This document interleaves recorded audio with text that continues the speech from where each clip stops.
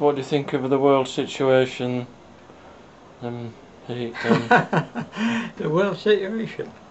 Oh, it's getting more and more of a mess. Are you in favour of it? Generally? I think they need to bring in encryption pretty quickly. Right. Because at the moment electronic mail is taking over as a means of communication. It's got no controls on it. It was the lack of controls and knowing who was saying anything, and the fact that it could be anonymous was as much as anything, or it was one of the factors that caused the French Revolution. The Bell is a small publication. It's French. It was what they were being called at the time of the French Revolution, and they were full of libel, or at least they were poking load of fun at the French aristocracy, especially the Queen's necklace.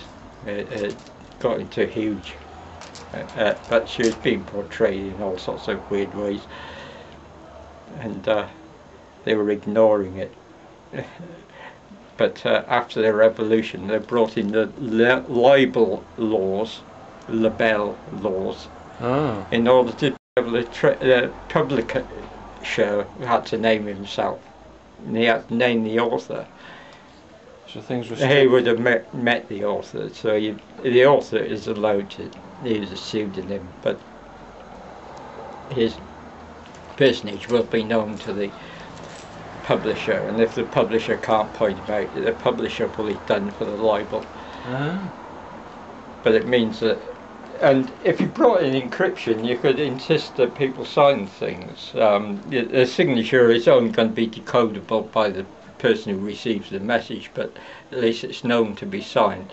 And if it was in the open publication, you'd be, well, you could slam it up, but nobody would carry it. You'd have to try and put it into the public domain yourself, and it'd be the equivalent of just putting up a poster in a public space and hoping that somebody read it. But it would carry no authority. Of a massive more data about everybody, and but it's a difference between it being known that you communicated and it being ready, so it be unreadable, the content, and you wouldn't register your codes with a state. You should definitely not. So you probably register. It'd be tied to you want to tie it to your biometrics, so it was known to that was you, definitely you.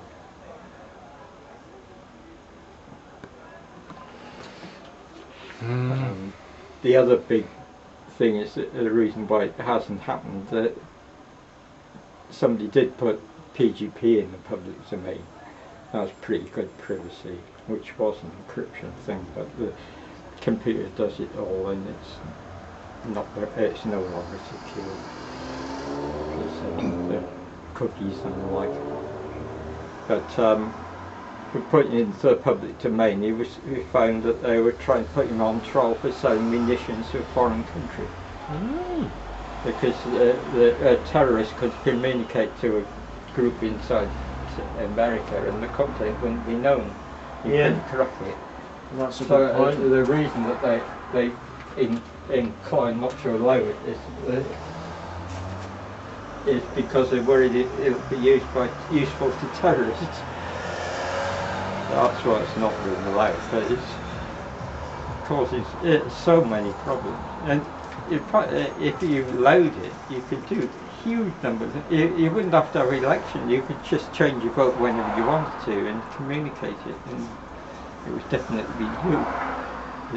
Well, it'd be you great. you could vote personally on something if you didn't want to support or proxy somebody else to vote on your behalf. Instead of having It's an old lie, isn't it? people that you voted for.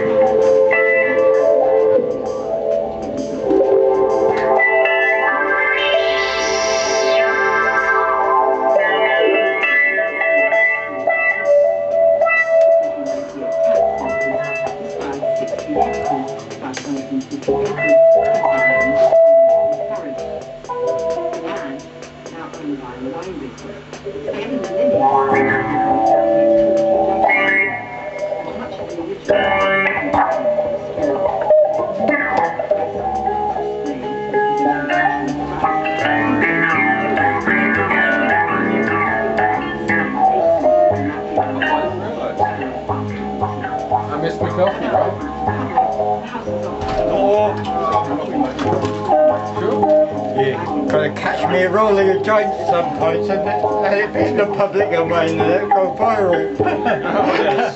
And that's recorded as well. It'll be a warning. So you try it out now. See how it's going viral.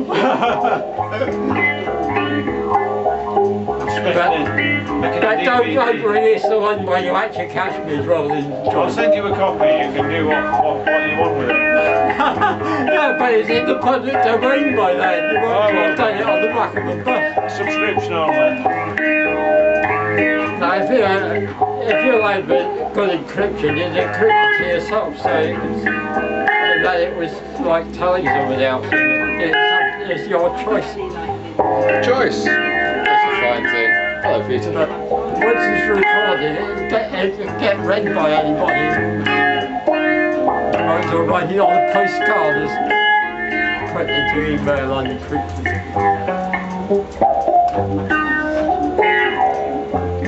Is this a dagger I see before me? No, it's a big fucking rubber knife.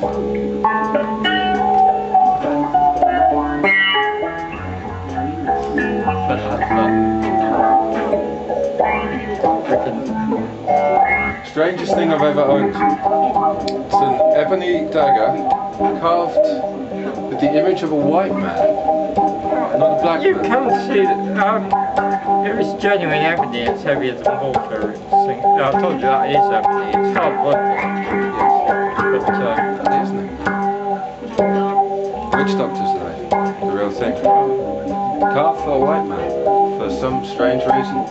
Why was that a white man then? He has a Caucasian nose, he has straight hair, and he doesn't have the profile of, an African. Interesting, isn't it? Anyhow, James, it's lovely to see you. It's great to be here. It's always a fine thing.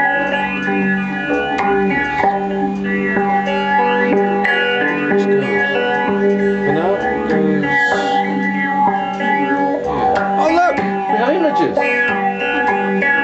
That's amazing.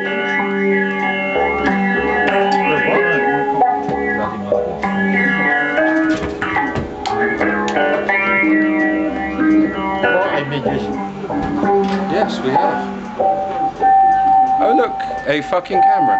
Yeah, no, you'll be stamped out for the eBay and it'll go viral. Everything you've said. Superb. You're a good image, Pete.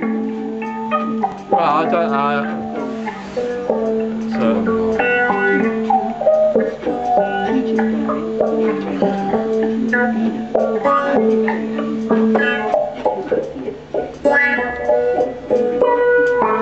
We have guitars.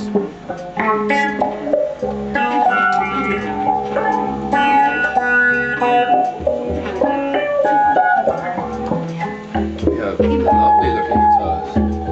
It's yours.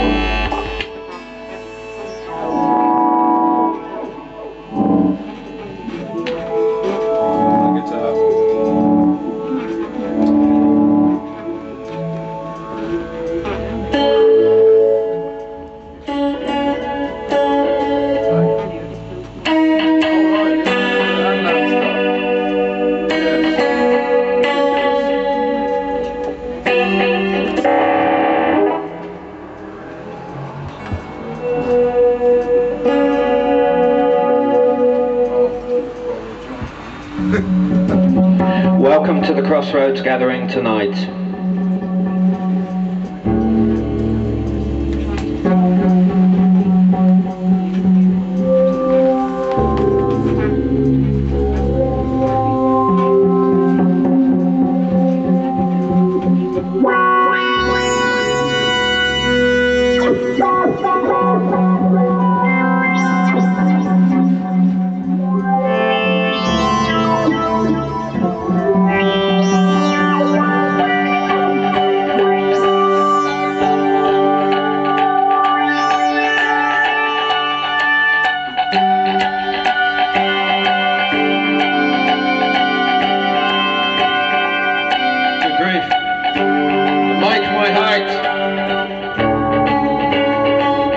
One that fits.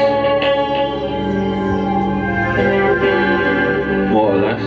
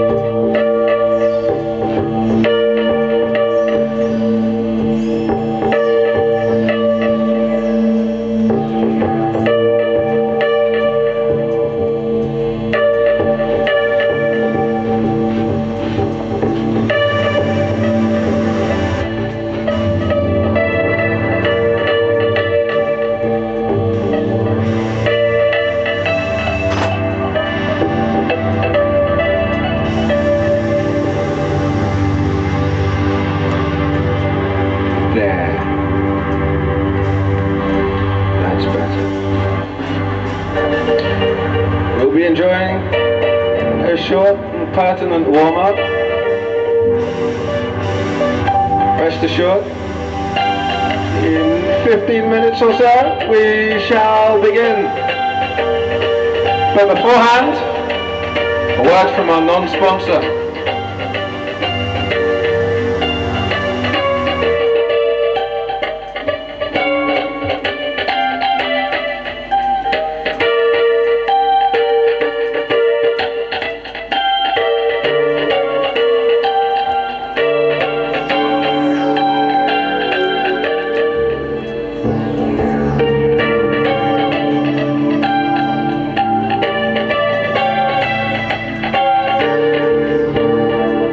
Experienced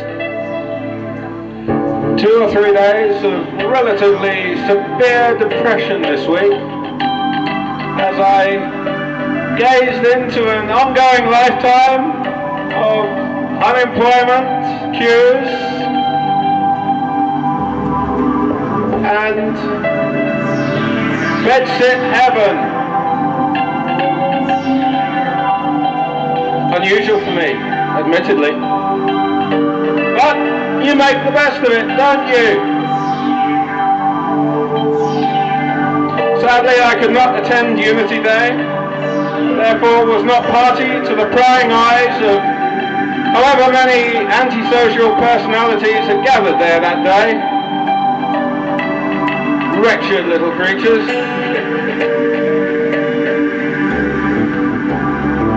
Instead, I stayed home and felt shit.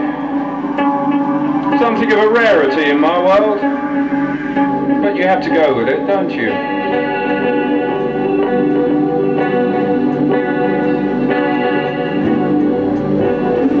I did some physio, drank some ephedrine, read a little, explored the full extent of loneliness, and removed the curtains, thus letting a pure blue square of open sky into my world. And I wondered, and I thought, what the fuck comes next?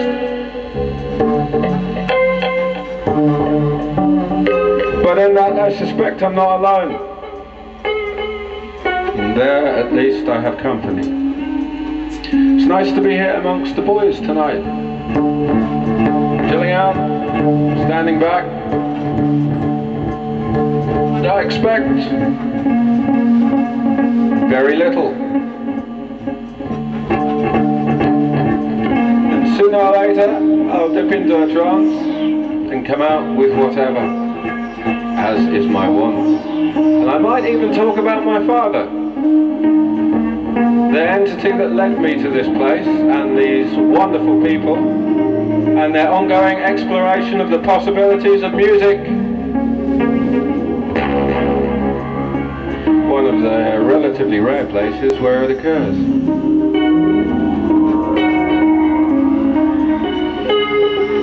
A live entity. A possibility waiting to happen. What Clive Barker called the great and secret show.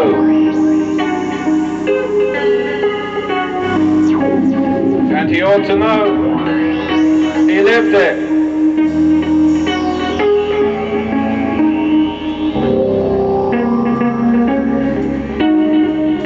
So present we warm up. But the good news is I'm not playing a guitar right now. We'll leave that to the professionals. And those with some expertise in this matter.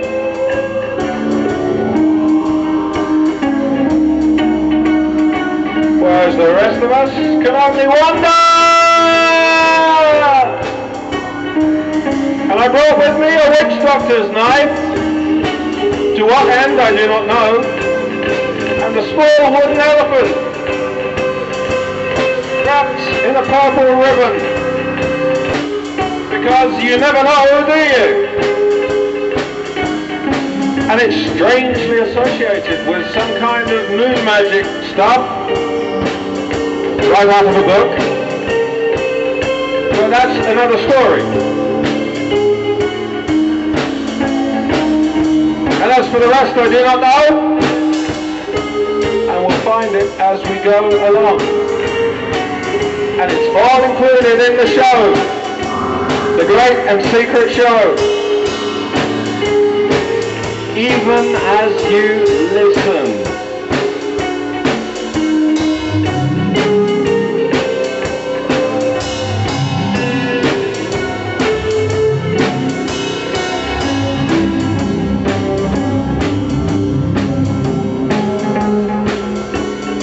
And I suppose I should tell the story, really.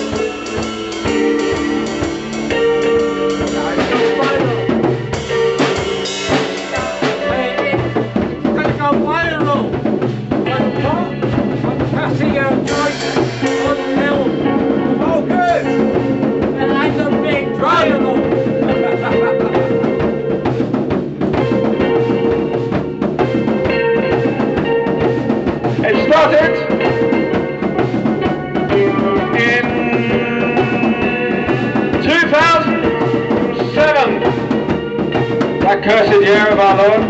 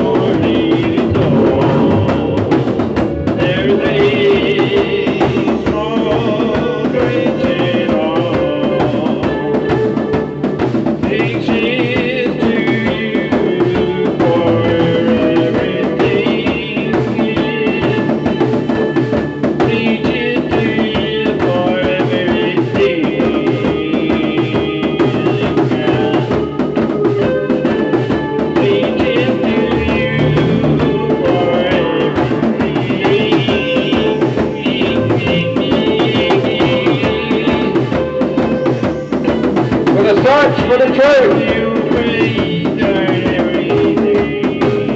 begun in auspicious circumstances, relatively inauspicious.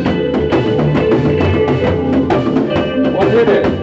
Did it start earlier? Was it a lifelong yearning? Did I need to know? Have I been living all my life up to that point, unbeknownst? To use the Germanism, because he spoke German, didn't he? Gordon, he would have done. His father was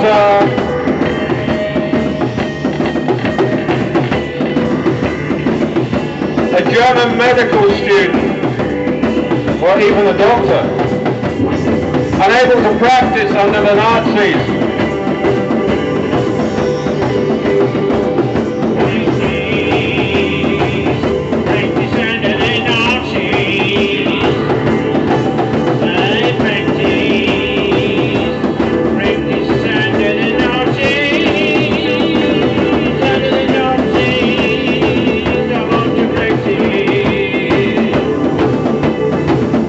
And he came by one day and stopped me from being fatally wounded by a bunch of criminally intent police. Although not all of them were, which is why the thing got shut off. I know about his life because I lived it, sort of, in as much as I've spoken it, and it sounded true. Picked up over the audio, it was quickly realised that put before a judge, never mind that the place was full of jugs,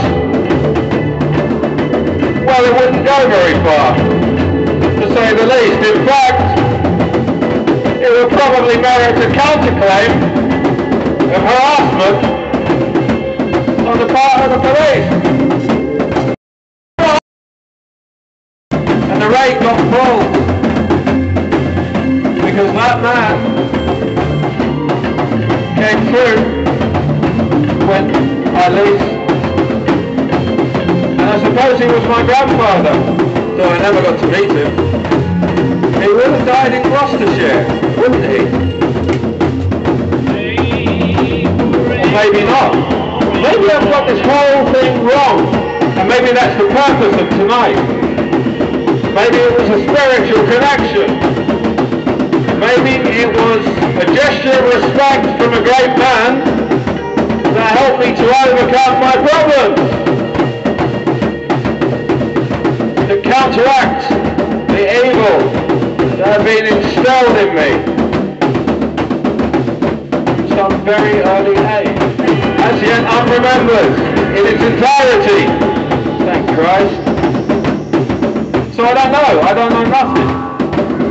But for approximately an hour and a half, I did a damn good impression of a concentration camp survivor, or a man interned, at least, and ground down by the authorities.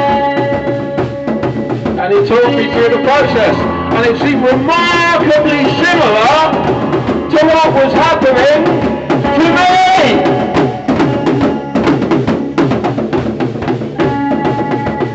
Because I don't like survivors of high intelligence. It makes them nervous, doesn't it?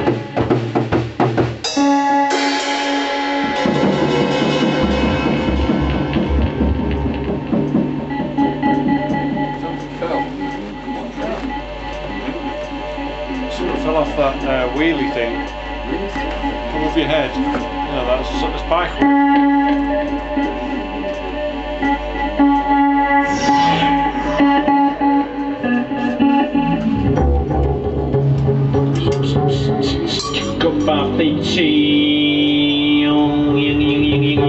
Telekinetic activity.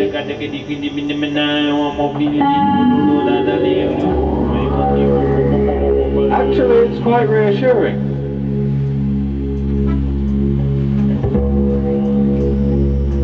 And it makes us feel okay. It's good to have presence here, and the spirits are welcome. And whatever else. Because the stuff here is for real. And I saw my guardian angel tonight, Mr. Brenny, rock and roll hero, lead singer of the Three Johns, cycled by, so I made my approach to the door that jets me up to Mike's at Hyde Park Corner, where we do the crossroads on a Friday night, which is, I believe, tonight. We're going to bring you up to date on my ancestry. We're going to clear the air a bit because the night is right and it's about time we dispelled some myths.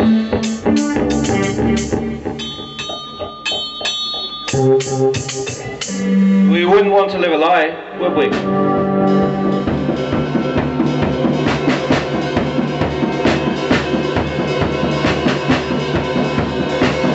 Someone make us like you! Some of you. And that was no!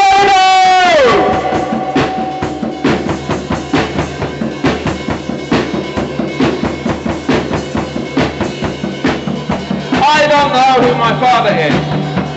At least I'm not supposed to. I have the vague idea I'm illegitimate. And the man who brought me up was not my father, which is double class good, because the man was a snivelling, cringing, two-faced, want-to-be a psychopathic arsehole. And if you think he was a twat, you should have met his wife. She was fucking evil. God knows what went wrong with Tony Dearden, the illegitimate son of a mining legend, George Judd Dearden, wonderful bloke, from whom I have at least one memory. It was the war, the place was filled with GIs. He wouldn't have looked like his father, he wasn't his father's son. His father couldn't stand him, and his mother wondered where she went wrong. But there we go, that's just how it plays out sometimes. Actually, he looked Italian, which would put him in line with some of the GIs who were billeted in and around the Deal area in and around 1944, 45, for the mid-Prussia and the Channel.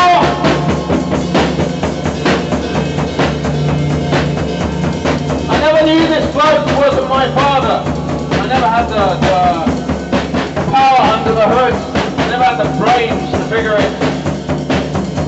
His wife brought him up to speed when I was 12 years old. That would have been 1988, I think.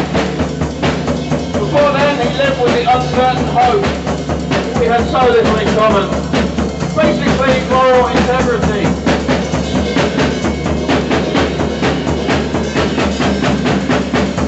And he couldn't allow himself to care. Because he lost out to his drinking buddy, who was obscene and lived next door, and murdered his own son.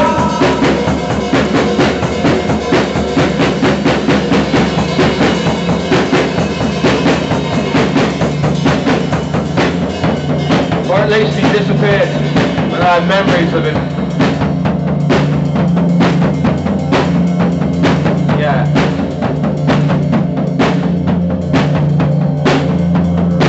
So I never knew.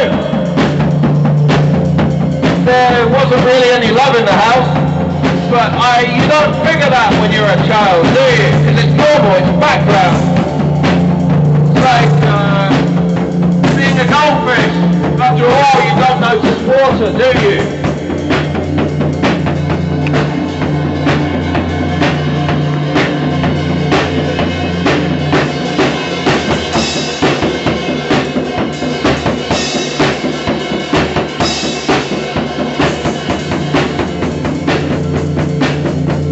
First indication was a present I got when I was 8 or 9 years old.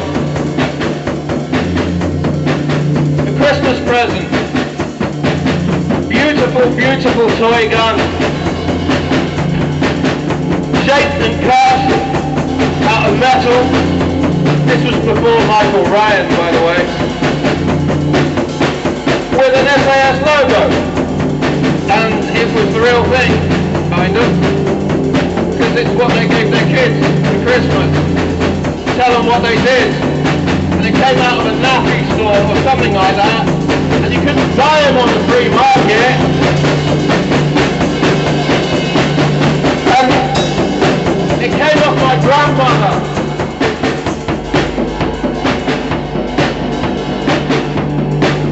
Eleanor Rose, God rest her soul. Long ago, she stepped into the light. At first she left me with a message that played across space-time. And I viewed 3 times. apology and an assurance that everything would be alright. I can't fault her, God love her, as she stood before the light with her husband, who couldn't meet my eyes. For years I blamed myself. I saw it when I was 14 and it replayed. And then I caught the first edge of action. First flavour of what was to come. And I remembered Palestine before it happened. In a way that only an overgrown child can understand.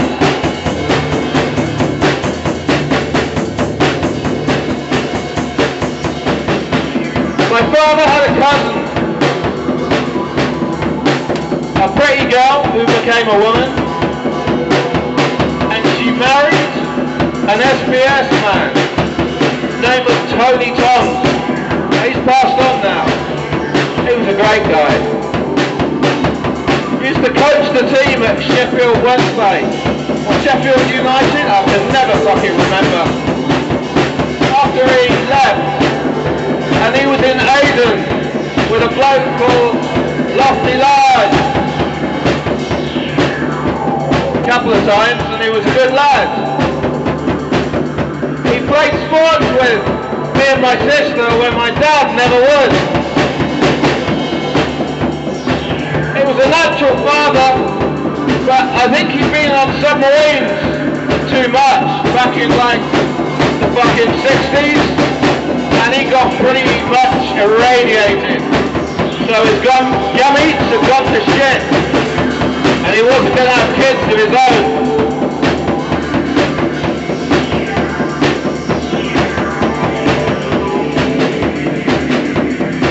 And he was a social contact.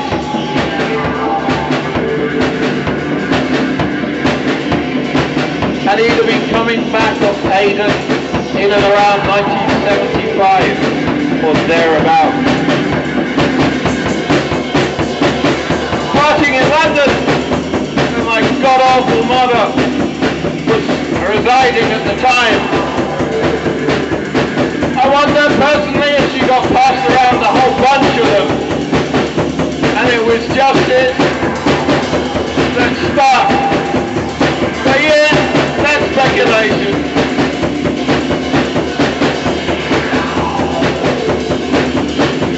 Because psychopaths aren't known for their restraint.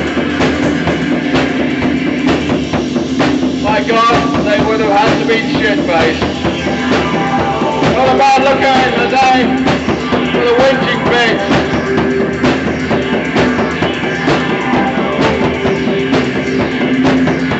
My God, I want to slap her. She's my mother, but she did collaborate on the murder of my best friend. Suppress the details, and she does have Munchausen's by proxy, and can eke out sympathy for a disabled stroke failing son, and her brother is just evil, and they were raised by Nazis in Germany. The staff that would have been hired, gardening staff, servants, that kind of thing. Their father was a colonel who was billeted in Germany because he spoke fluent German. Fließen auf Deutsche. Like his grandson on a good fucking day. Or thereabouts. Poetry comes to me in German sometimes. You know about that.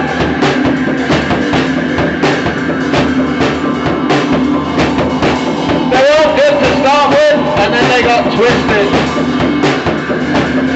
My mother's involvement with fascism runs deep. Argentina in '63. Greece a year or three later. Terrible regime. where she'd look after children of an unspecified nature, and she'd never speak of it, except to mention that she'd been there. Following her father's mysterious and unexplained, relatively, death, the one my uncle can never speak of.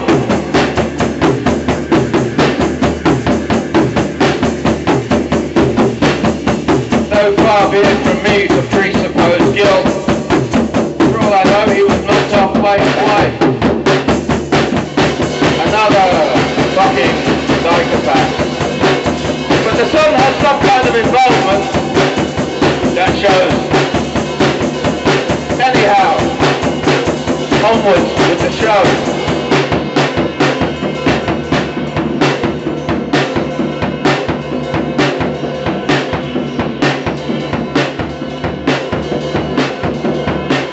Liberal bastard fascists. They'd learned to mimic liberal attitudes to fit in where they live. Deep down, they were fucked up.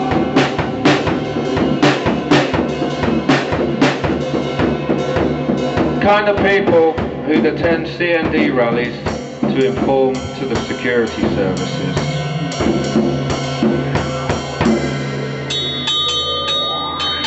That caliber of person.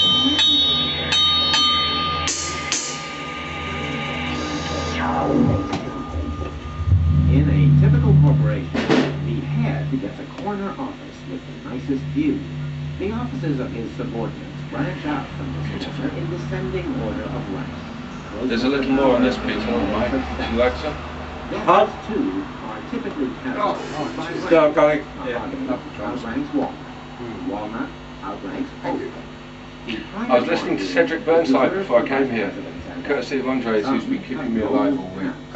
At one firm, a fine line. And the vice yeah, president, like the president, you heard this guy? have a private washroom. Look him up But on their YouTube. washrooms Cedric have Burnside, and the president's have. grandson of R.L. Burnside, very much his protege.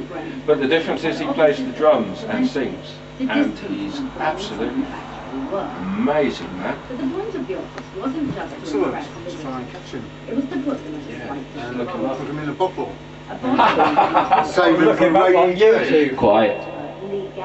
Yes, I imagine that would be a rare treat. In case a salesman calls, I motion him to a seat opposite the window. The wax by slicing toward the face enables me to read many subtle meanings in his eyes and face. Different twisted and convoluted paths we live. Paths that intertwine and fates that meet and strangers that pass in the fucking night. Cecil Bertram. Hence, I add to my other powers of persuasion the influence of my facial expression. Who would you look up? sorry? Who would you look up on YouTube? Cedric Burnside, Cedric. B-U-R-N-S-I-D-E. Cedric Burnside. I sometimes found myself on the wrong end of this type. And I can't remember the tune, but the one I heard was terrific.